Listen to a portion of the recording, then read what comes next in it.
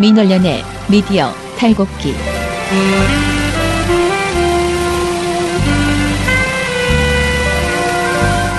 민원연의 미디어 탈곡기 236화 시작하겠습니다. 예, 안녕하세요. 저는 민원연에서 사무처장을 맡고 있는 김원경입니다. 미디어 탈곡기의 이장이고요. 네, 안녕하세요. 민원연 활동가 이봉우입니다. 어둠은 빛을 이길 수 없다. 안녕하세요. 민원연에서 사무처장을 하고 있는 김원경입니다. 잠을 이길 수 없다. 민원연이 민원연 포럼을 두 번째로 열게 되었습니다. 침몰하지 않는다. 세월호 4주기 보도 참사는 끝났나라는 주제로 열리는 이번 포럼은요. 4월 10일 화요일 저녁 7시 서울 MPO 센터 1층 대강당 품따에서 열립니다.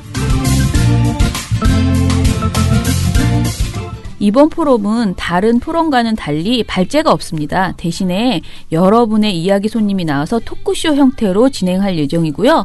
진행은 제가 하지만 KBS, MBC, SBS, YTN의 담당자들이 나와서 이야기하실 겁니다.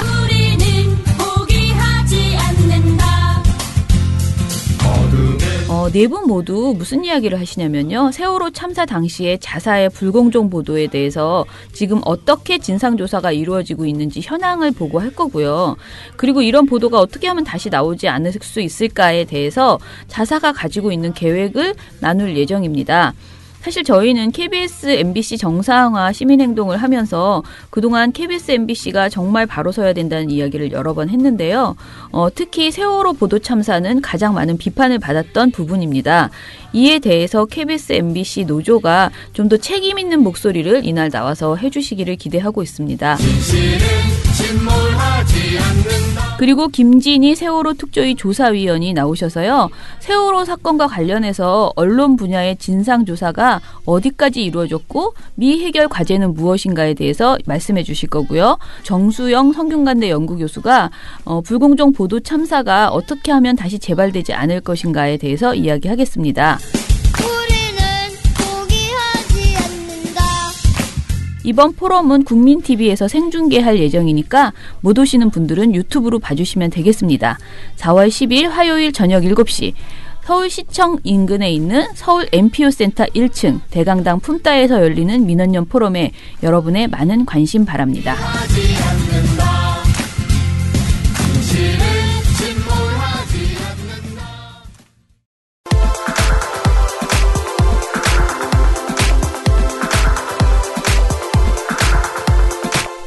미디어 스크랩 오늘은 진짜 압축해서 4개만 정했다고 합니다.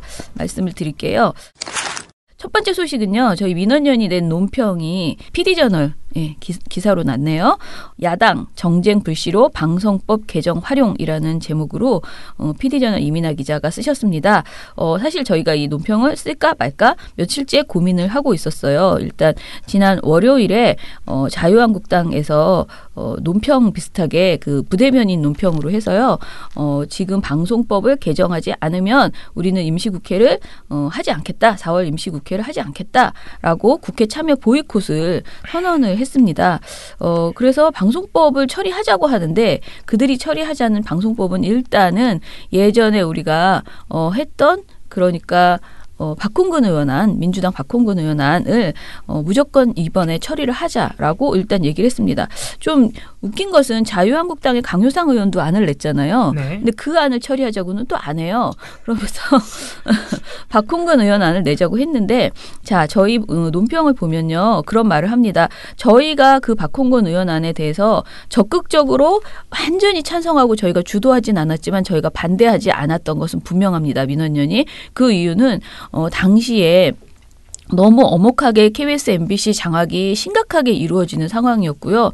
그 법의 주요 핵심은 어떻게 해서든 현 경영진, 그때 당시에 고대영, 특히 김장겸을 물러나게 하는 것이 핵심이었어요. 그래서 그 법안에 대한 내용보다도 그 부수 조항이라고 그러나요? 부칙에서 이 법이 통과되면 현 경영진이 다 중단되고 새로 선출한다. 이사진부터 시작해서 그런 내용이 있었어요. 그래서 법안 자체가 조금 그때 당시에 우리 원칙은 뭐냐면 새누리당이 받을 수 있는 안으로 최대한 후퇴해서 진짜 이거는 너희들이 동의했던 것 아니니 그러니 이건 하자라고 왜냐하면 그때 그 법안은 실제로 예전에 동의했던 내용이었거든요.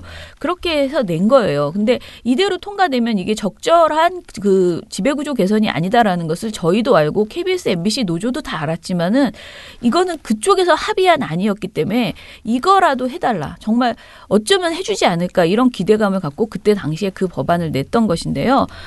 그것을 싫다 그랬죠, 근데. 얼마나 싫다 그랬는지 진짜 자존심이 확상하게 그렇게 여러 가지 방식으로 저희의 속을 썩여왔습니다. 그런데 자유한국당이 새누리당이었죠. 그런데 이 새누리당이 이제 와서 자유한국당이 이제 와서 이 법을 통과시켜야 된다. 양승동 후보자를 보니 기가 막히다. 사장 후보자를 청문회를 하고 나니 너무 기가 막히다. 지금 당장 이걸 통과를 안 시키면 우리는 국회를 보이콧하겠다. 이런 식으로 얘기를 하는 거예요. 전형적인 그때는 틀리고 지금은 맞다죠. 예. 이제 그러면 우리는 똑같은 기준으로 너희도 그때는 맞다고 해놓고 왜 지금은 이거 안 된다고 하느냐 이거를 다시 한번 말씀을 드리면요. 이 법이 아까 말한 정말 고육지책으로 만들었던 그런 합의안을 겨우 살려서 그런 이제 법을 그때는 내놨던 것이고요.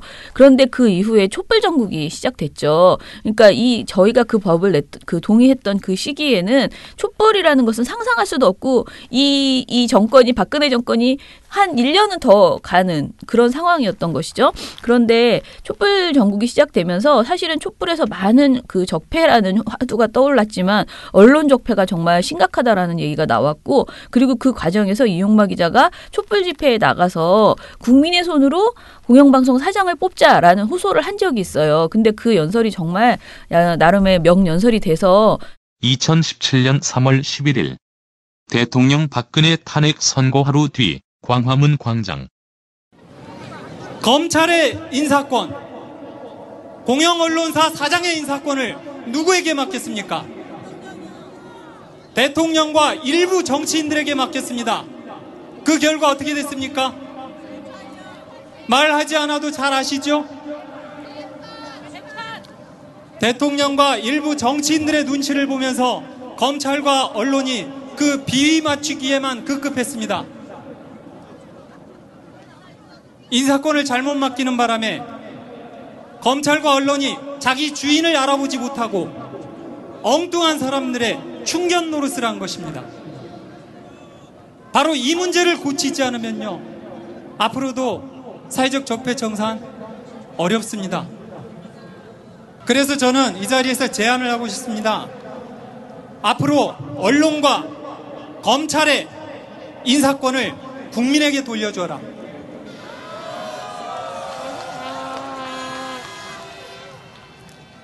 왜 그렇게 못합니까? 대통령도요, 우리 국민들이 뽑습니다. 그런데 검찰총장 왜 국민들이 못 뽑습니까?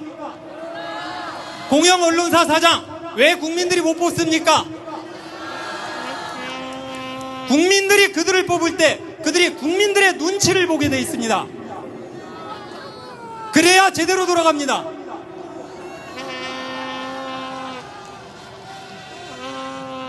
이번에 박근혜가 탄핵을 당하면서요, 이런 얘기들을 많이 합니다.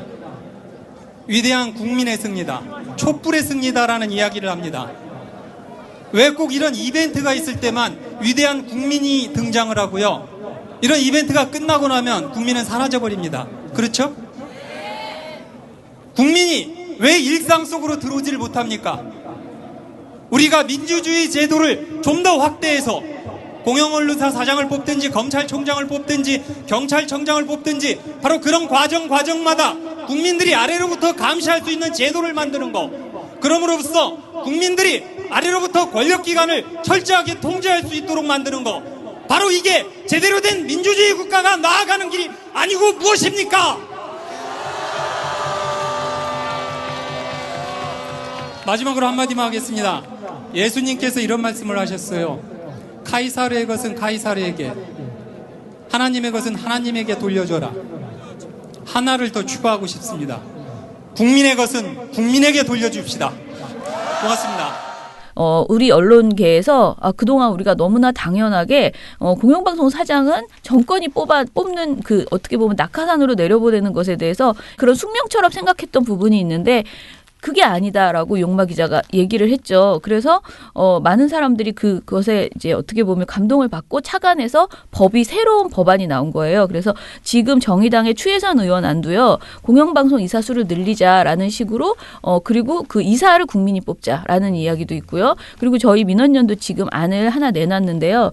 민원연 안은 우리가 이제 이용마법이라고 별칭을 붙였는데요. 저희 안은 지난번에 KBS에서 양승동 사장 그 추천할 때 국민 추천을 받았잖아요. 그래서 이렇게 구성했는데 그것처럼 그러니까 그 신고리 원전 때처럼 뭔가 그런 방식을 도용해서 국민 손으로 사장을 추천하자라는 그런 안을 저희는 만들었어요. 그래서 공론화위원회 같은. 네, 공론화위원회 같은 그런 것을 저희도 내놨고요. 그리고 또 아까 말한 강효상 의원도 어찌됐든 어떤 안을 내놨어요. 그래서 여러 가지 안들을 다시 올려서 병합심리라고 하죠. 지금 있는 박홍근 안을 그대로 통과시키는 것이 아니고 그 이후에 새롭게 발전해서 정말 이것이 맞다라고 하는 그런 다른 법안들이 나왔기 때문에 다 같이 합쳐서 병합심리하는 과정에서 훨씬 좋은 안을 통과시켜야 한다라는 게 저희의 생각이에요. 그런데 갑자기 이제 와서 자유한국당이 아니다. 박홍근 안으로 가야 된다라고 하면서 우기고 있는 거예요. 근데 사실은 제가 늘 말하는데 박홍근 안을 받지도 않아요. 이 사람들은. 왜냐하면 그 법안에도요. 뭐가 있냐면 편성위원회를 노사 동수로 반드시 해야 된다는 내용이 있어요. 그런데 이거는 종편에서 도저히 받을 수 없다라고 생각해서 그동안 계속 반대해왔던 내용입니다. 네. 그래서 이 사람들은 실제로 받을 생각도 없으면서 우리가 이걸 안 받고 병합해서 다른 법안 더 진보된 법안으로 가려고 하는 이 목소리를 막기 위한 이 사람들 나름의 안티테제로 이걸 주장하고 있다. 저희는 그렇게 보고 있습니다. 그런데 무엇이 됐던 간에 정말 불쾌한 것은 이거를 처리하지 않으면은 국회를 안 나오겠다. 임시국회에 참여하지 않겠다. 이런 헛소리를 지금 자유한국당이 계속 이제 지르고 있다는 것이고요. 이거에 대해서 저희가 비판하는 그런 논평을 냈더니 길게 이제 논평을 그 기사화해 주셨어요.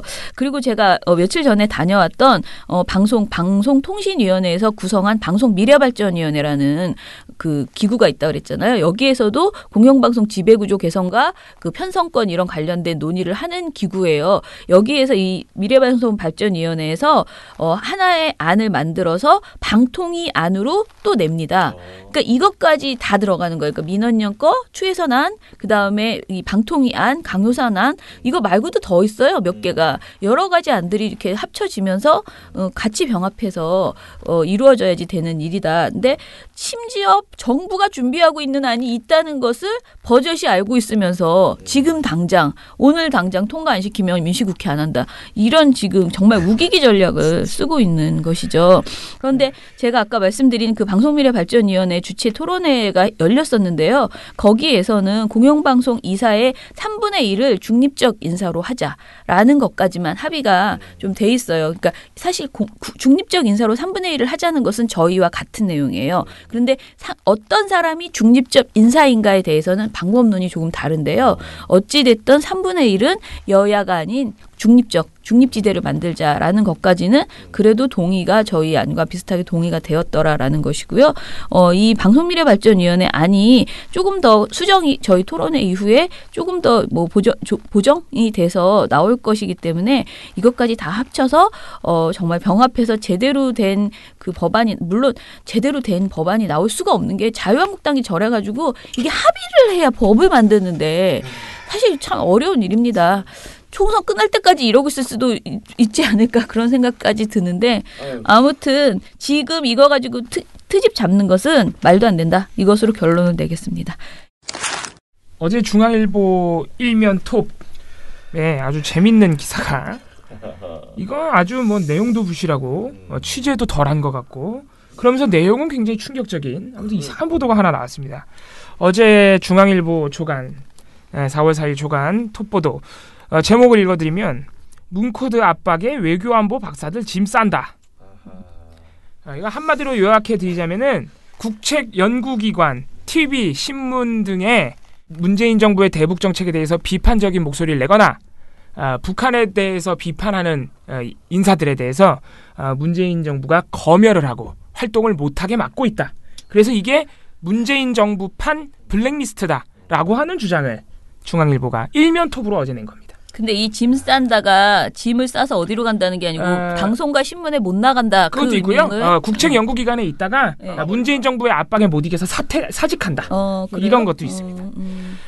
이영종 통일 북한 전문 기자라는 분이 네. 쓴 거고요. 이게 이제 일면 톱에 있고 24면에 넘어가면은 같은 기자가 이영종의 평양 오디세이 해가지고 또 똑같은 내용을 조금 살 붙여가지고 한 면을 털었어요. 털어가지고 아주 열심히 보도를 하셨는데 이 내용이 정말 부실한 기사입니다. 그래서 뭐 중앙일보가 이러한 주장을 한 근거가 대략 한 4명 정도의 사례로 이렇게 근거를 대고 있어요. 처음으로 되는 근거가 뭐냐면은 이제 대표적인 지한파학자인 데이비드 스트라우브 박사.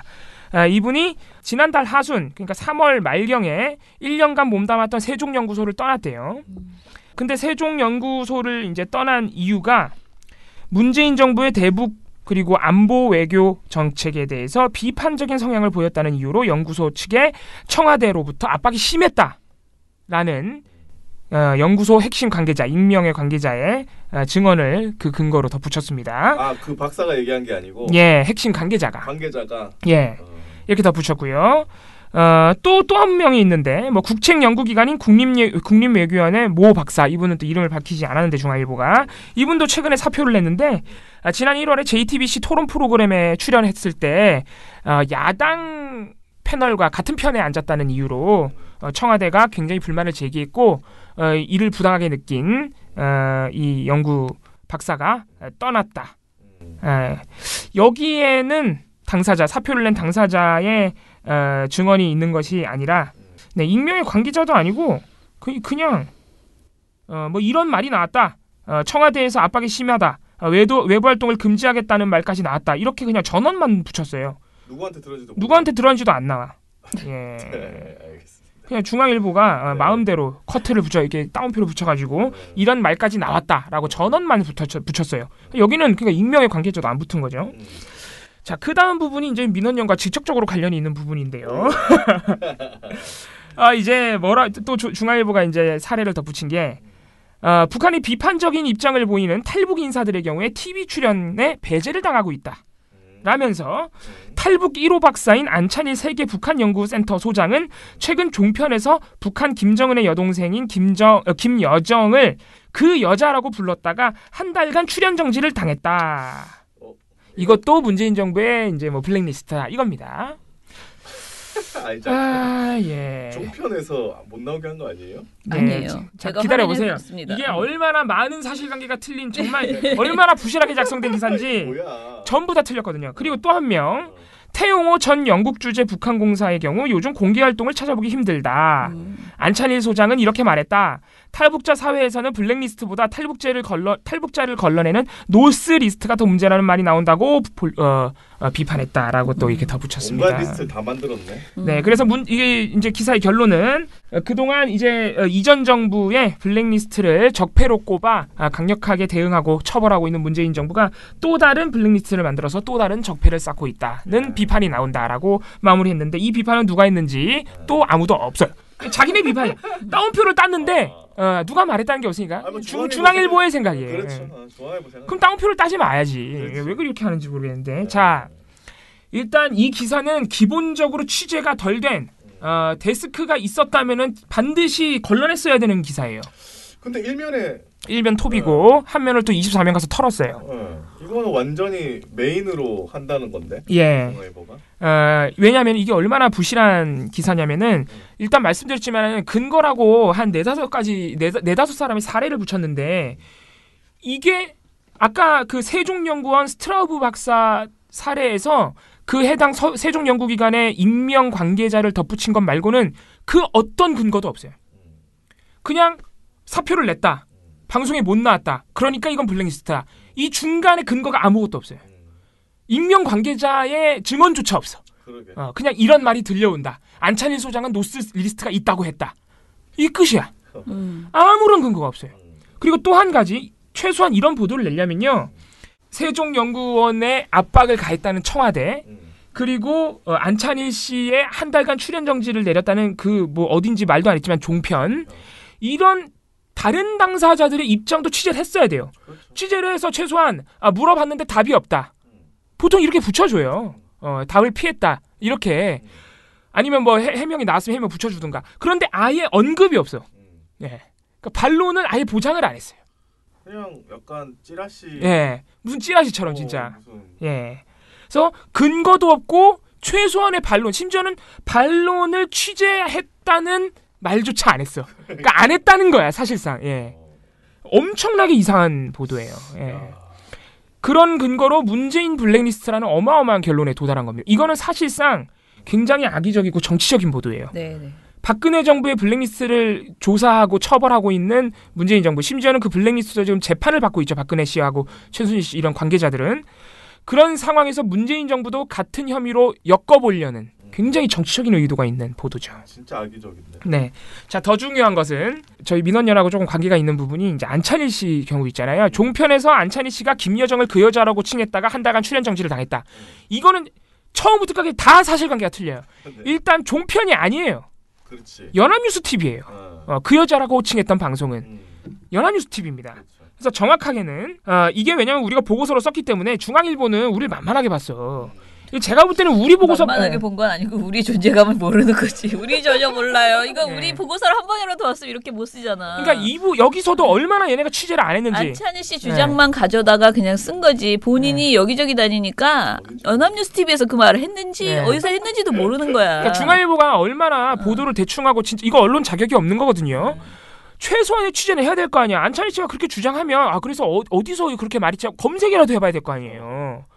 웃기는 기자예요. 정말 이거는 기자 자격이 없어. 1월 21일 연합뉴스 TV. 어쨌든 제가 볼 땐 저 여자는 앞으로 한 4, 5년 후면은 북한 여성동맹 중앙위원회 위원장을 아마 이설주와 다툼을 해서 누가 두 사람 중에 한 사람은 되지 않겠는가. 네. 그렇게 예측을 하고. 저희가 문제 제기를 하긴 했지만은 안찬일 씨가 이날 연합뉴스 TV에 나와서 그 말했던 문제 발언 중에 그 여자 발언만 있었던 게 아니에요. 심지어 우리가 지적한 거는 그 여자가 그렇게 주가 된 것도 아니에요. 그리고 중앙일보는 김여정을 그 여자라고 호칭했다가 출연 정지 당했다고 했는데 그것도 틀려요. 정확히 말하면 안찬일 씨는 현송월 단장을 포함한 많은 북한 여성들을 전부 그 여자, 저 여자라고 호칭했어요. 그래서 저희가 지적했던 거예요. 이게 북한 여성이라서 김여정이나 현송월이나 특정 인물이라서 그랬던 게 아니라 이렇게 북한 여성을 자꾸 이렇게 그 여자라고 호칭하는 거는 방송이 좀 부적절하지 않느냐. 이렇게 지적했던 것인데 이제 중앙일보는 이렇게 퉁친 거죠. 김여정. 그러니까 마치 안찬일 씨가 북한 주요 핵심 인사인 김여정을 그 여자로 호칭했다가 출연 정지를 당한 것처럼 묘사한 거예요. 예. 그리고 안찬일 씨가 방송에 나가서 정말 이상한 말을 많이 합니다. 이날 연합뉴스 TV 나와가지고 뭐라고 했냐면은 아까 나이 얘기가 나왔습니다만은 2013년 3월 8일 날 국제분여절 행사에 저 여자가 초대를 임신하고 거기에 이제 나와서 객석에 앉아 있다가 나와 노래를 부른단 말이죠. 네. 그게 초대입니다. 근데 한 8살, 7살 됐다는 건 조금 우리가 그 데이터를 저 나이를 조금 높이 잡아서 우리가 그렇게 알고 있는 것은 아닌가. 그보다 초대를 2013년 그러면 4, 5, 6, 7, 8, 5년 전에 초대를 놨는데 그럼 그때 벌써 한 30대 말에 놨다는 얘기니까 이건 좀 생체적으로나 이게 나이적으로 볼 땐 조금 비교가 안 되기 때문에 나이는 좀 더 낮춰보는 게 옳지 않을까. 도대체 뭔 말인지 알 수도 없어. 나 너무 어려웠어요. 이거 다 지워버리려고 그랬어, 보고서를. 이게 뭔 소리야. 아니 그리고 이때 왜 2월 21일 날 왜 이런 방송을 했냐면 이제 현송월 단장도 방남하고 좀 있으면 김여정 씨도 그러니까 왜 웃어요? 아니 갑자기 현송월 씨가 2014년에 첫애를 낳았는데 첫애를 임신한 상태 만삭인 상태에서 노래를 불렀다. 이런 얘기를 여기 나와서 왜 하는 거예요, 도대체? 뉴스에서 그런 얘기 할. 아니 그러니까 현성월 씨 나이가 실제로는 어리다는 거야. 더 나이가 들었다는 거야. 더 어리다는 거예요. 어렵더라고. 해석이 안 되더라고.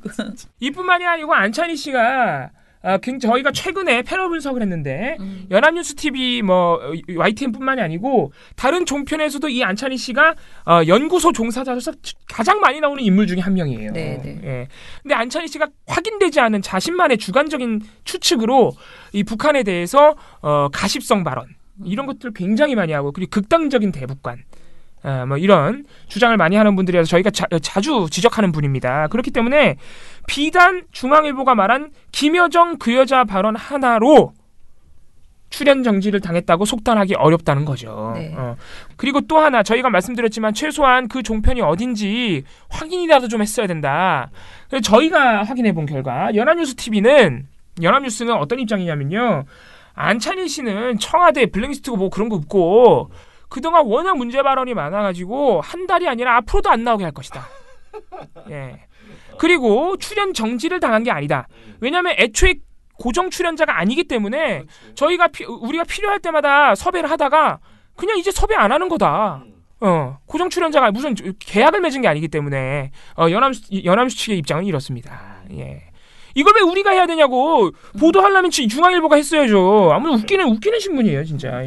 저 기준으로 따지면 못 나간 그 진보적인 인사들은 수도 없는데 종편에 출연하지 못했거나 연합뉴스나 YTN에 못 나간 그거를 다 블랙리스트라고 표현하는 것 자체가 너무 억지스럽다. 그럼요. 민원연이 항상 그런 지금까지 종편에서 보였던 패널의 여야 성향의 불균형, 심각한 불균형. 네. 특히 박근혜 정부 때는 당시 여권 인사가 너무 많았거든요. 막 최근에 YTN 같은 경우에도 사실 여야 구성이 막 야당만 3명 나오고 그래요. 지금도. 근데 저희가 그거를 단 한 번도 블랙리스트라고 표현한 적은 없습니다. 이러면 안 된다 그랬지. 최소한의 균형을 좀 맞춰달라 그랬지. 블랙리스트가 아니거든요. 방송사 하고 싶은 대로 섭외하는 거예요. 예. 그래서 이 중앙일보 이 보도는 너무 이렇게 팩트도 좀 맞지 않고요. 이 프레임 자체가 너무 억지스러워요. 그런데 이 이영종 통일 북한 전문 기자라는 분의 사실상 자기의 주장, 우리가 뭐 뇌피셜이라고 말하는 그 내용들을 그냥 기사화했는데 이걸 일면까지 이렇게 부각해서 보도했다는 게 사실 이런 수준의 보도는 중앙일보에 나올 만한 내용을 정말 극우 매체에서 나올 만한 그런 내용이거든요. 극우가 그러면 저 일민간 한 거예요. 근데 그래서 너무 실망스럽고요. 이거는 아무튼 저희가 뭐 좀 자세히 반박을 하는 그런 보도를 이제 보고서를 낼 예정입니다. 네, 아무튼 중앙일보가 제가 볼 때는 뭐 미래한국 이런 극우 매체보다도 못한 기사예요. 이 정도 되면. 그렇죠. 왜냐하면 사실관계가 너무 많이 틀리고요. 취재도 하나도 안 했어요. 그냥 자신이 주장하는 그런 그림을 가져다가 우기고 있는 내용이고 그리고 여기서 이제 구체적으로 실명을 밝히면서 정확하게 짚은 내용들이 거의 없잖아요. 그래서 그리고 제가 한 가지 빠뜨렸는데 말씀드릴게요. 이게 곧바로 어제 청와대와 그 스트라우브 박사가 몸담았던 세종연구소에서 곧바로 반박이 나왔어요. 이 정도 되면 중앙일보가 반론 취재하려고 전화했어도 해명했을 거예요. 중앙일보가 안 한 거예요. 그래서 청와대 같은 경우에는 뭐라고 반박했느냐. 사실관계를 심각하게 뒤틀어 쓴 기사다. 문재인 정부에 마치 블랙리스트가 있는 것처럼 보도를 했는데 근거가 전혀 없고 이치에도 맞지 않고 억지로 끌어다 쓴 기사에 불과하다. 특히 문재인 정부판 블랙리스트라고 표현한 것은 그냥 넘어갈 수 없기 때문에 이건 상당히 모욕에 해당하기 때문에 잘못을 바로잡지 않으면 법적 조치에 들어갈 수밖에 없다라고 어제 나왔고요. 청와대 입장이. 세종연구소도 입장을 냈습니다. 세종연구소는 뭐냐면은 아예 사실관계가 다르다. 스트라우브 박사가 문재인 정부의 압박에 의해서 그러니까 문재인 정부 대북 정책을 비판했다는 이유로 연구소에서 사직했다고 했는데 그 부분 자체가 사실과 다르다. 스트라우브 씨가 사직을 한 이유는 스트라우브 씨의 계약 기간은 2017년 3월 1일부터 2018년 2월 28일까지였기 때문에 2월 계약이 종료돼서 나간 거다라고. 네. 아무튼 이 중앙일보가 이거 정정하는지 안 하는지 한번 보겠습니다. 좀 심하게 뒤틀어진 보도이긴 합니다. 다시 한번 자유한국당 이야기인데요. 우리 방송에서 왜 이렇게 자유한국당이 왜 늘 이렇게 애용되지? 자유한국당이 MBN 출입 금지를 해제했다고 합니다. 해제는 했지만 그 전에 했던 그 당대표 명의의 5억 원대 소송 이것은 취하지 않았다고 합니다. MBN은 아무튼 4일 오전부터 자유한국당 취재가 가능해졌고요. 그렇지만 지난 2월 2일 MBN 인턴 기자와 보도국장을 상대로 제기했던 5억 원의 손해배상 소송은 취하지 않았습니다. 그 전에 소송이란 것은 MBN에서 유여해도 미투 동참 홍준표에게 수년간 성희롱 당해왔다라는 제목의 기사가 나간 이후에 MBN 보도가 가짜 뉴스라면서 당시 그 기사를 작성했던 기자와 보도국장을 상대로 홍준표 대표가 손해배상 소송을 제기했던 건데요. 홍 대표는 그날 현장에서 그 취재하고 있던 MBN 기자에게 당장 철수하라고 취재 거부 의사를 밝혔고 그 이후 장제원 자유한국당 대변인과 MBN 기자들이 국회 정론관에서 설전을 벌이기도 했던 일이 있었습니다. MBN 기자협회에 따르면요. MBN 측은 3일 홍준표 자유한국당 대표를 만나서 MBN 차원의 소송 제기 등 법적 조치를 할 수 있다고 언급하고 취재 거부 전면 해제 등을 요구했다고 합니다. 그런데 자유한국당은 내부 논의를 거쳐 문제를 정리하겠다고 밝혔고 4일에 MBN에 대한 취재 거부 조치 등을 해제했다고 합니다. 예, 어찌됐든 MBN 기자협회 측은 미디어오늘에 말하기를 홍 대표가 3일 당의 간부들과 MBN 출입 해제와 관련해 이야기를 했다면서 그 논의 결과로 해제를 했다라고 했고요. 자유한국당은 가짜뉴스 신고센터를 출범했다고 합니다. 아, 요즘 이게 너무 많네. 우리도 있는데 참 저쪽으로 신고하지 마시고 우리 쪽으로 신고하시기 바랍니다. 아무튼 자유한국당의 가짜뉴스 신고센터는요. 그 4월 9일에 정식 발족하고 편파 방송 및 언론, 불공정 포털뉴스 배열, 가짜뉴스, 기타 이미 확인되고 신고 접수된 편파 방송, 불공정 보도에 대해서 집중적으로 펼쳐나갈 예정이라고 밝혔습니다. 너무 우리 사업을 너무 비슷하게 하시는 것 같다는 생각이 드네요. 자유한국당은 이 신고센터를 통해서 무엇을 하겠다냐면요. 더불어민주당 가짜뉴스 신고센터로부터 고소고발을 당한 네티즌을 위한 법률 서비스 지원. 이게 무슨 가짜뉴스 신고센터야. 그다음에 각 매체별 뉴스 모니터 강화. 누가 하려나? 세 번째, 선관위 신고, 방송통신심의위원회 제소, 언론중재위원회 제소, 민형사상 고소, 고발까지 포함한 가짜뉴스에 대한 적극 조치를 하겠다고 밝혔습니다. 열심히 좀 해보세요. 예. 네. 우리랑 싸우겠다는 거네. 근데 어느 쪽이든 가짜뉴스는 있어서는 안 되겠죠. 예. 사실 오늘 저 중앙일보 같은 게 가짜뉴스에 가까운 거죠. 가짜뉴스예요. 예. 네. 가짜뉴스는 여야 그 진보 보수를 떠나서 가짜로 이렇게 막 억지 프레임을 만들어서 팩트가 아닌 내용을 보도하는 것은 사실 누가 하든 안 된다라고 생각하시고요. 적극 대응해 보시기 바랍니다. 아니 뭐 가짜뉴스를 자유한국당에도 신고하고 저희한테도 신고해 주셔가지고 네네. 그래 어떻게 처리를 하는지 예. 비교해보는 것도 재밌겠네요. 재밌겠네요. 우리 청취자 여러분들께서 가짜뉴스 발견하시면 네. 민원연과 자유한국당 양쪽에 한번 신고를 해보세요. 예. 마지막으로 YTN 정보님께서 마지막으로 YTN 간단하게 어떤 상황인지 이제 2달이 넘어갔죠. 네. YTN 파업이 2달 넘게 되고 있는데 사실 해결의 기미는 보이지 않습니다. 원래 내일 YTN 이사가 예정되어 있었어요. 네. 이사도 선임해야 되고 그래서 근데 이걸 또 미뤘습니다. 취소했어요. 이제 방통위가 중재에 나서겠다고 했기 때문에 기다려본다 이런 입장인데 방통위에서도 별 지금 움직임이 없거든요. 그리고 지금 이사회가 내온 중재안이라는 게 상당히 이상해요. 노사가 알아서 좀 합의 좀 해봐라. 그거 아니면은 내년 3월까지 1년 동안 기간을 주고 그때 다시 평가하자 이런 사실상 최남사장 체제를 인정하자는 이사회의 입장이 나왔기 때문에 아직까지는 지금 현 상황만으로 봐서는 뾰족한 수가 보이지는 않는 상황입니다. 지금 그런 상황에서 파업이 2달 넘게 이어지고 있다 보니까 시청자들도 떠나고 있다. 이런 분석이 나왔어요. 지금 PD저널이 보도를 했는데요. 그 PD저널 김혜인 기자의 보도입니다. 닐슨 컴퍼니 코리아 아시죠? 시청률 주로 조사하는 기관입니다.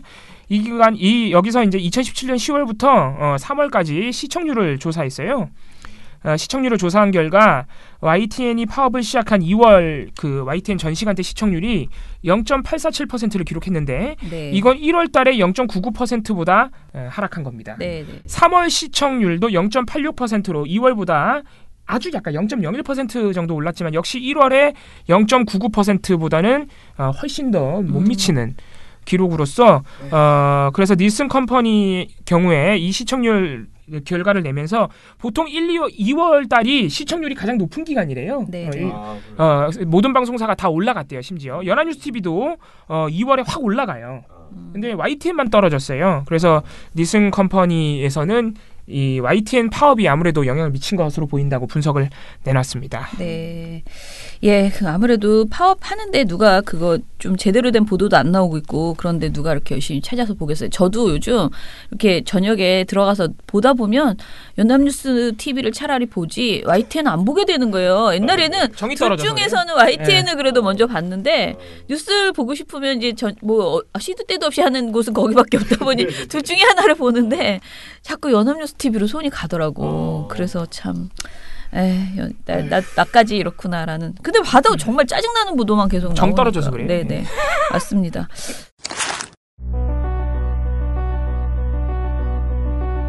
지방선거 기간. 언론에게도 영혼이 있다면 유권자의 합리적 의사판단을 도울 정책 검증과 경마식 보도와 근거 없는 흑색 선전을 하지 않는 공정함. 군소정당 후보라도 충분히 다루는 따뜻한 마음을 가졌을 것입니다. 단언컨대 불공정 선거보도를 접하신 여러분의 제보는 가장 완벽한 선거보도를 만듭니다. 2018 전국 지방선거 미디어 감시연대 1661-0999.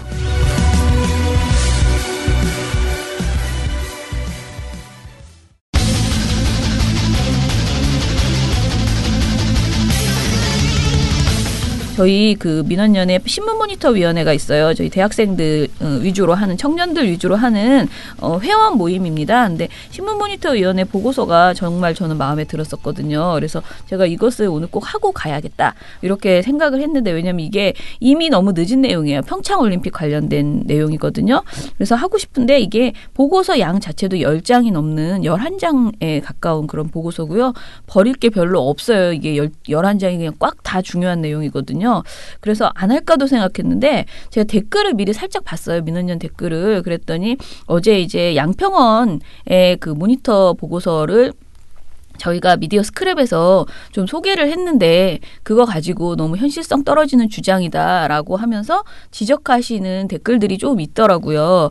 그래서 이게 약간 우리랑도 연결이 되어 있는 부분이에요. 미리 제가 말씀을 드리면 양성평등위원회나 또는 그러니까 양평원이나 여성단체에서는 조금 더 여러분들이 보시기에는 예민하게 여성 문제에만 집중해서 모니터를 해요. 또 그렇게 하라고 있는 곳이에요. 거기에서 하는 지적이 좀 과하다 하더라도 그런 눈으로 보면 그렇게 보일 수 있다는 것을 여러분들이 그냥 이렇게 감안해서 들으시면 되는 문제예요. 그런데 그거를 이제 민원연 보고서는 아니잖아요. 그 내용은.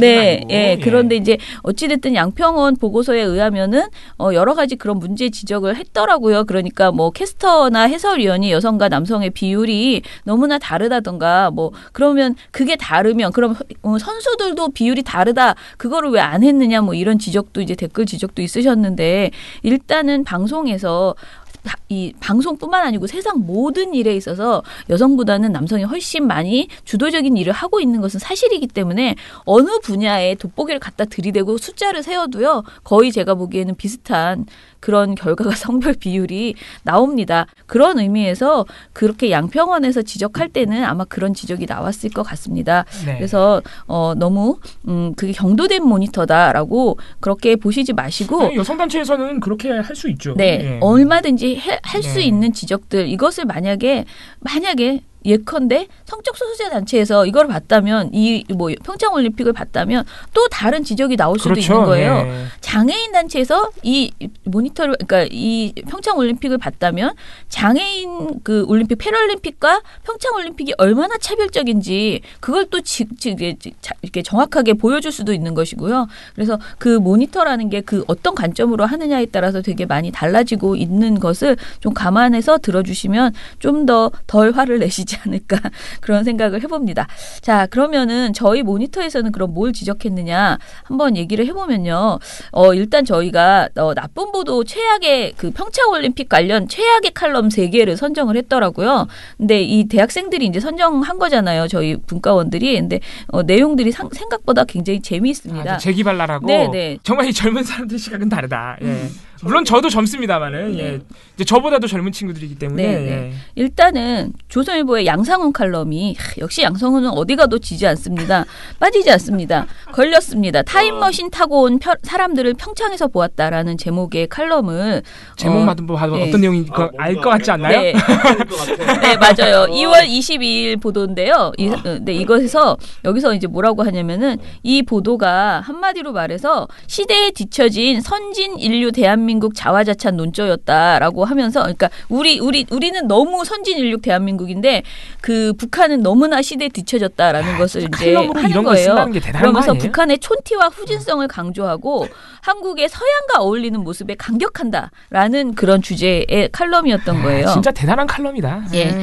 양주필은 총 4단락을 할애해서 한국 관중들이 얼마나 서양 문화에 익숙해져 있는지를 끊임없이 강조하고, 빙상 경기에서 한국 사람들은 미국, 캐나다 사람들을 무색하게 할 만큼 자연스럽고 세계 최첨단이었다. 외국 관중과 아무렇지도 않게 영어로 대화를 나눴다. 이게 실제 워딩이에요. 이게 실제 칼럼 워딩이에요. 예. 이렇게 묘사를 했고요. 개방 경제와 성장, 자유로운 해외 여행의 30년이 만든 변화라고 자화자찬을 했습니다. 이 정도 되면 거의 사대주의예요, 이분은. 반면에 북한 응원단을 두고는 우스꽝스럽다. 고립돼 있다라고 격하했고요. 똑같은 박자로 손뼉을 치면서 똑같은 목소리와 똑같은 억양으로 응원하고 있었고, 선수는 실력도 최하위였다라고 지적을 했어요. 그래서 여기까지도 좀 괜찮아. 이거야.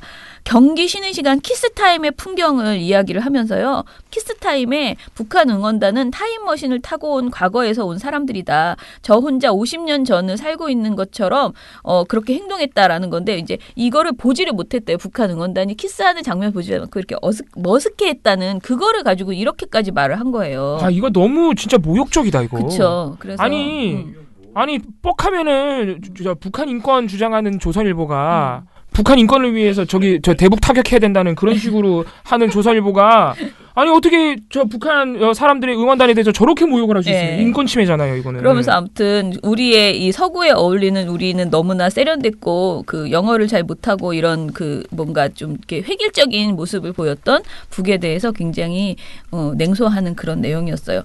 두 번째는 중앙일보 최민우의 블랙코드 올림픽 냉소주의라는 이런 칼럼이 또 선정이 됐는데요. 이것도 이제 칼럼이니까 또 아주 자기 그 이야기를 주절주절 하는데요. 사실은 다른 것보다 제일 웃기는 게, 지금 올림픽 패싱이라고 할 만큼 올림픽에 우리가 무관심하다, 우리나라가. 이 얘기예요. 그러니까 이분 다른 세계에 살고 있는 거 아니야? 예, 평창 올림픽이 관심을 얻지 못하고 있다. 그 이유는 반북 정서 때문이다. 그 중에서도 결정타는 북한이다. 시중에는 이번 올림픽은 단일팀으로 시작해서 현성호를 거쳐 김여정으로 끝난다는 말이 파다하다라고 하면서, 그래서 안 볼란다 이런 마음이지 나는. 이분 텔레비 안 보시나요? 안 볼란다. 이분 텔레비 안 보시나요? 난리는 안 썼는데. 네, 아무튼 되게 웃기는 북한 혐오를 굉장히 많이. 진짜 근데 정말 뼛속까지 북한 사람들, 북한을 싫어하는 것도 싫어하는 건데 북한의 그 사람들을 싫어하는 것 같아요. 네. 세 번째 있습니다. 동아일보 김순덕 칼럼 또 빠지지 않죠. 네. 이분은 더 제목이 재밌는데요. 인권 유린 왕국에서 온 백두공주 김여정이었습니다. 네, 이 칼럼에서는요, 그 김여정 씨에 대해서 굉장히 구체적으로 아주 김여정 그 부부장을 묘사하는 그런 내용들이 많이 있었습니다. 이런 거예요. 정치적 낙진이란 것은 방사능 물질이 지구 표면에 떨어진 그 것을 말하는데, 이것을 김 부부장에 대해서 정치적 낙진이라고 말했어요. 살짝 턱을 추어 올린 미소 뒤에는 누구에게도 단 한 번도 고개 숙여본 적 없는 비수가 시퍼렇게 드러난다. 라고 말을 했습니다. 그리고 수령 유일 독재 체제로 북한을 세뇌시켰기에 백두공주처럼 대한민국에서까지 고개를 빳빳이 세울 수 있을 뿐이다. 이렇게 말을 했습니다. 굉장히 여러 가지 의미에서 백두공주가 너무 샘났나 봅니다. 이분 주장은. 그래서 아무튼 전반적으로 봤을 때 북한을 되게 북한이라기보다는 그 김여정 씨에 대한 아주 감정 섞인 비난을 많이 집어넣고, 이런 남북 대화를 하고 있는 현 정부에 대한 비판이 많이 담긴 그런 칼럼이었어요. 자, 이렇게 3개가 나쁜 칼럼이었는데요. 이거 말고 그러면 평창올림픽 다른 보도는 어땠느냐를 이야기를 했는데, 먼저 첫 번째로 가장 큰 문제라고 지적한 것이 스포츠의 본질과 동떨어진 보도가 많았고요. 그중에서 고정관념을 강화하는 표현이 많더라는 것입니다. 그 고정관념 중에서 첫 번째는 젠더, 외모, 지역주의 편승 강화하는 보도입니다. 그래서 이거를 되게 제목들을 제가 한번 읽어보면요. 스노보드 퀸의 양다리, 빌린 스키 타고 얼떨결에 금, 평찬 달군 지구촌 훈남들, 한국 팬들 출국 막아라 열광, 남심 저격 뭐 이런 식의 제목들이 굉장히 많은데요. 이런 것들은 사실상 성에 대한 고정관념을 많이 자극하는, 그러니까 그 고정관념 그대로 드러내는 경우들이 많은 거죠. 아까 제가 말씀드린 남심 저격은요, 동아일보 제목이었는데 평창 사로잡은 미모의 선수들이라는 제목이었어요. 남심 저격. 그래서 이 기사는 올림픽에 출전하는 여자 선수들의 외모를 중점적으로 소개하는 그런 보도였고요. 스포츠 선수를 이야기를 하면서 계속 여자라면 아름다워야 한다라는 성차별적 전제를 담는 식의 보도였습니다. 이거 말고도 경향신문에서 여제와 요정 첫 대결, 시프린 판정승이라는 제목이었는데요. 이게 여성 두 선수가 이제 대결을 한다는 건데, 이게 여제와 요정? 이것도 굉장히 우스꽝스럽잖아요. 그러니까 제목을 너무 생각 없이 다는, 이게 진보 보수를 떠나서 전체적으로 이런 보도들이 그냥 여기저기에 있었다라는 것입니다. 이렇게 여성을 굉장히, 여성의 뭐 외모나 이런 것들을 한 것도 좀 웃기지만 남성성에 대한 고정관념을 강화하는 표현도 있습니다. 예를 들어 한국일보 같은 경우에는 22년 만에 처음 본 상남자의 눈물에 가슴 뭉클. 너무 상남자의 눈물. 네. 이건 웃기네요. 그러니까 그래서 이런 그 약간 뭐라 그래야 되나, 남자는 또 이런 상남자여야 된다, 이런 식의 그런 제목들까지 이게 울면 안 된다. 맞아요. 예. 네네, 그런 내용들도 좀 있었고요. 그다음에 개인의 외모를 부각하는 보도 역시 올림픽의 본질에서 벗어난 보도 양태인데, 이런 개인의 외모를 평창 달군 지구촌 훈남들, 안경 선배와 박보영 닮은 꼴, 이게 뭐 이런 안경 선배 대 박보영 닮은 꼴, 한일전 스킨 손끝에 달렸다. 이게 뭐냐면요, 그 일본 선수가, 안경 선배랑 같이 했던 일본 선수가 박보영 배우와 되게 닮았었어요. 근데 이거를 그대로 그냥 가져다가 그 둘의 대결, 외모 대결처럼 그렇게 느껴지게 이렇게 보도를 한 거죠. 그래서 전체적으로 요런 고정관념을 강화하는 이런 제목들이 많았다라는 것을. 앞에 그 박보영 대 안경 선배 빼고 한일전은 스킵에 달렸다, 이렇게만 제목 뽑아도 되잖아. 네, 그러니까요. 예. 그다음에 순위 지상주의 보도가 여전히 많았다 해서 이게 금메달 위주로만 성적만을 내세우는. 이게 여전히 이제 옛날보다 많이 나아졌다 그러는데, 지금도 이제 금메달만 이렇게 약간 뭐라 그랬나요? 강요하는. 예. 이런 보도가 많았다라는 것을 쭉 이제 대표적인 사례들을 뽑았는데 진짜 많더라고요. 그다음에 또 세 번째는 스포츠맨십보다는 가십 보도가 많았다. 스포츠를 분석하고 올림픽 정신을 살리고 이런 내용이 아니고 너무 가십이 이렇게 많이 보도로 나오냐, 이런 건데요. 뭐 중앙일보 같은 경우에 너무 저질이다, 5초 만에 위도 끈이 툭, 아찔한 사고에도 열정 연기 흥유라라는 2월 12일 보도가 있었습니다. 제목도 너무 좀 웃기게 뽑았어요. 그죠? 툭이라니. 정말 자기들은 재밌다고 했는지 모르지만. 그리고 동아일보는 오늘의 말말말로 제목을 옷 단단히 여미고 경기하겠습니다 라고 해서요, 그 상의끈이 풀린 채 경기에 임하는 선수의 상체 사진을 컬러 삽입하고 이런 제목을 붙였었다. 이건 제목보다 아무래도 뭐 사진까지 이렇게 있어가지고 좀. 네. 왜냐면은 옷 단단히 여미고 경기하겠습니다, 저거는 민유라 선수 본인이 한 말이긴 하거든요. 자, 그다음에 이제 중앙일보에서 이런 제목도 있어요. 오빠 라인 좋아요. 따옴표예요. 오빠 라인 좋아요. 화끈한 격려 멘트로 뜬 컬링 남매라는 제목의 보도도 이것도 있었고요. 오빠라는 호칭을 이용한 약간은 선정적인 제목이죠. 그렇죠. 이거는 조선일보는 제목이 이렇대요. 호날두보다 굵은 65cm 허벅지. 용수철 스타트 튀어나온다.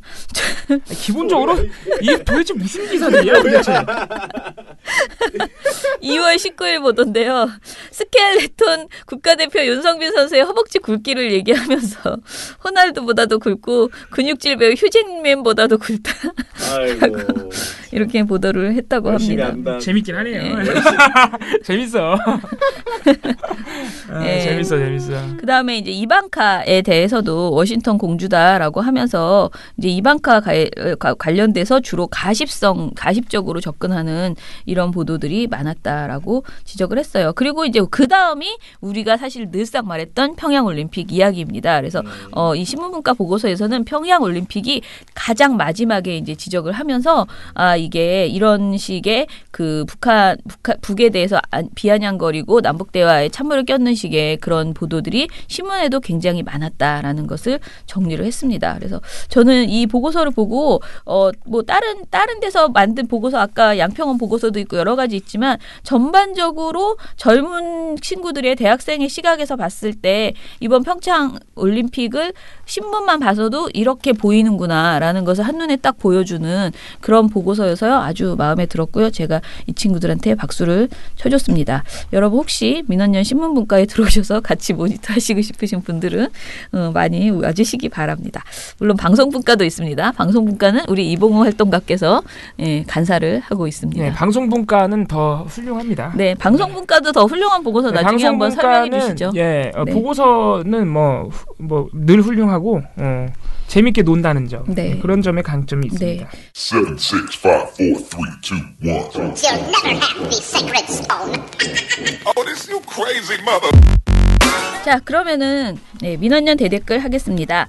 열려라 열매님이 지금 맨 위에 있는데요. 드디어 밀린 방송 다 들었습니다. 자유한국당은 안타까울 정도로 심해졌으면 심해졌지 반성은 없네요. 유민지 부장님께서 홍준표 말에 분노하실 때 저도 함께 분노했습니다. 고쳐나가야 할 것이 많네요. 항상 노력하는 민원영 화이팅이에요 하셨습니다. 감사합니다. 네. 민원검색님 세월호 참사 보도 관련 포럼이 기대된다고. 네. 미령검택님께서 세월호 참사에 대해서 언급하기가 미안한 사람 중 한 명이라고 본인이 세월호 참사 발생한 그 당일날 예비군 훈련 마지막 날이었다고 하시네요. 네. 그래서 당연히 휴대폰을 반납한 상태라서 사고가 터진지 몰랐고 또 점심시간에 전원 구조 됐다는 말을 듣고 당연히 이제 안심했었다. 하지만 미령곰탱님이 반성하실 일은 절대 아닙니다. 근데 저도 이런 거 거의 비슷한데 제가 그날 당일날 우리가 회의가 있었어요. 언론단체 회의가. 그래서 회의를 갔는데 11시 반에 모였는데 11시 반에 모여가지고 전원구조 됐다는 소리를 다 듣고 왔기 때문에 너무 해맑게 막 모여서 다행이야 막 그러면서 웃고 막 맛있게 밥을 먹고 사무실에 딱 들어왔는데 사색이 돼 있는 거예요. 사람들이 전원구조 오보라고. 그때 이제 알게 된 거예요. 그래서 정말 뭐라 그러지? 너무 까불다가 확 너무 많이 놀래가지고 그 다음부터 막 이제 우리가 어떻게 해야 되나 이런 고민을 한 적이 있습니다. 민원검택님이 반성하실 일이 아니라고 말씀드렸던 이유는 반성해야 될 사람들은 따로 있잖아요. 네. 그분들 말씀드리고 물론 그런 마음은 이해합니다. 저도 그렇게 자기 사고 당일 아마 기억하시는 분들 많을 거예요. 네, 그럼요. 워낙 충격적인 일이라서 아무튼 민원검택님의 그 아름다운 마음을. 네. 자, 그러면은 또 평창올림픽 중계 남녀 비율 문제 삼으려면 선수 성비, 심판 성비, 자원봉사자 성비 다 따져서 5대5 맞추자 주장해야 하는 거 아닌가요? 관중 성비까지 따질 걸 그랬어요. 그렇게 비율이 중요한 거라면 왜 남자 관중만 맞냐라고 하시면서 민원연 활동에 대해서 적극적으로 지지하고 응원하지만 미투 운동과 양성평등에 대한 생각이 저와는 너무 다른 방송을 굳이 괴로워하며 들을 필요 없겠다 생각이 되네요. 그동안 잘 들었습니다. 건강 챙기면서 활동해 주세요. 감사합니다라고 하셨는데요. 언젠가는 다시 돌아오시리라 생각하고요. 제가 아까 약간의 해명을 했으니까 조금 이해해 주셨으면 좋겠습니다. 또 제보를 김어준님께서 해주신 건데 TV조선 탐사보도 7 프로그램 있잖아요. 네네. 그게 이제 최근 방송에서 고위공직자 부동산 매매 논란이라는 걸 다루면서 남의 우편물을 불법으로 뜯어봤다라고 제보를 해주셨어요. 이거 꼭 모니터 해봐야겠네요. 네, 그래서 이 법규 관련 법규를 우편법 관련 법규를 어길 경우에 3년 이하 징역이다. 빨리 TV조선 고소해달라고 저희가 모니터 해보겠습니다. TNO님께서는 요즘 갑자기 뜸하던 KBS 경인 코너를 9시 뉴스에서 볼 때가 종종 있습니다. 그러시면서 뭔가 지금 문제를 이야기를 하셨어요. 유정복 인천시장 홍보방송급이라 뭔가 냄새가 그러면서 제 느낌으로 가끔 보는 KBS 경인에 볼 때마다 나옵니다. 라고 하셨어요. 이것도 저희가 어제 이제 확정을 지었는데요. 인천에 참언론이라는 단체가 하나 새로 생겼어요. 작년 연말에. 근데 저희 인천 민원연으로 하고 싶어 하셨는데 저희가 지금 지역 민원연을 더 늘리는 것에 대해서 지금 멈춰 있는 상태여서요. 일단은 참언론이라는 이름으로 출범을 하신 단체가 있습니다. 그런데 이쪽에서 인천 지역 지방선거를 적극적으로 모니터하시겠다고 하셔서요. 저희 그 전국 지방선거 그 미디어 감시 연대에 합류하셨습니다. 그래서 인천 관련 모니터는요. 혹시 제보 주시면 저희가 그쪽으로 토스해서요. 굉장히 열심히 하시더라고요. 그분들께 부탁을 드리도록 하겠습니다. 네, 4400416님께서 방송 잘 들었습니다. 언제나 열일하는 활동가님들 건강 챙기면서 일하시라고 감사드리고요. 레이니치세님께서 어제 방금 우리가 얘기했던 오늘 방송에서 얘기했던 그 중앙일보 일면토 문코드 압박에 외교안보 박사들 짐 싼다 기사를 레이니치세님께서 푸하하라며 강하게 비웃어 주셨습니다. 그러면서 눈에 띄는 사람이 안찬일 씨다. 중앙일보 보도에 안찬일 씨가 눈에 띈다. 이분 결국 한 달간 출연 정지 받았다고 한다. 이건 누가 봐도 막말로 출연 정지를 받은 거지. 중앙일보는 청와대 눈치 보냐고 그런 식으로 보도를 했다 하면서 일종의 제보를 해주셨는데 예, 저희가 오늘 이미 오늘 방송에서 얘기를 했고 또 저희 이제 논평으로 나갈 예정이니까 예 아무튼 감사합니다. 예. 네, 레이니 치세님께서 또 오늘 방송의 시작은 상큼 발랄 유쾌가 넘친다고. 하지만 내용은 쉽게 웃을 수 없는 내용이었다. 대한민국을 이념 논쟁으로 몰고 가려는 사람들의 만행을 들을수록 분노가 치밀어 오른다. 이렇게 또 비판을 해주셨습니다. 마지막 문단 읽어주세요. 마지막 문단. 그리고 따라랑 하면서 처장님의 단언컨대 광고 음악이 나오기 시작하면 입가에 미소가 절로 난다고. 어떤 분이 말씀하셨던 것처럼 왠지 모를 오글거림에 친구와 해맑게 장난치는 것처럼 재밌다고. 행복하다고. 이야. 처장님의 광고가 사람을 행복하게 만들고 있다는 그런. 그 마지막 문장을 읽어주셔야죠. PD님의 의도셨다면 정말 탁월하신 우리 아니 근데요 정말 이 PD가 저에게 왕뚜껑을 들려줬어요. 맨 처음에 이병헌 씨가 하는 걸 들려줬을 때는 못하겠더라고. 근데 하나도 안 재밌어. 근데 왕뚜껑이 너무 재밌는 거예요. 그래서 그래 하자. 그리고 이제 하는데 왕뚜껑처럼 멋있게 안 되는 거예요. 제가 다시 하면은 이제 잘할 수 있어. 그러니까 그날 우리가 너무 시간이 없었잖아요. 거의 한 두세 번 만에 그냥 그렇게 하고 나간 건데 다음에는 좀 미리 주시기 바랍니다. 제가 진짜 훈련을 해서 집에서 밤에 혼자서 왕뚜껑은 다시 들어도 너무 재밌어. 그렇게 내가 한번 다시 해보겠습니다. 엔진 한번 들어보시면 그게 또 나옵니다. 그래요? 네. 그 다음에 이제 TNO님께서 유민지 부장님으로 인해서 아주 즐겁게 시작하는 부녀회입니다. 화음도 시작할 때 좀 넣어주세요 라는 후기를 처장님이나 봉봉이 읽어주실지 모른다. 지금 이분들이 지금 굉장히 헷갈리시나 봐요. 어떻게 해야 될지.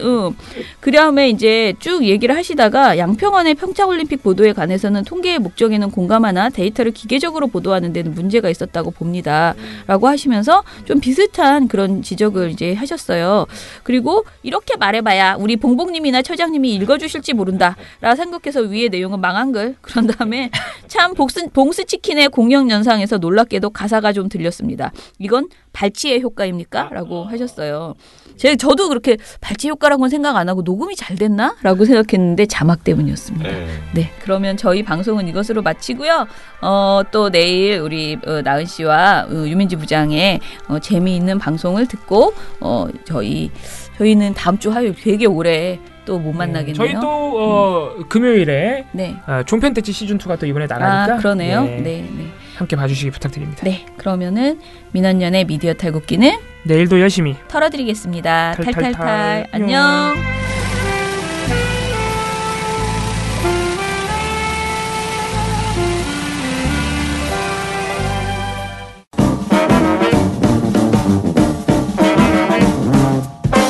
여러분, 미디어 탈곡기 잘 들으셨나요? 민원연은 1984년부터 우리 사회 언론 민주화를 위한 걸음을 우직하게 걷고 있습니다. 특히 왜곡, 편파, 막장 뉴스가 만연한 상황에서 민원연의 언론 감시 활동은 더욱 중요합니다. 민원연 회원이 되어 저희에게 힘을 주세요. 민원연 홈페이지 ccdm.or.kr에 오셔서 회원가입을 신청하시거나 02-392-0181로 전화 주시면 됩니다. 한 달 10,000원의 회비가 언론을 바꿉니다.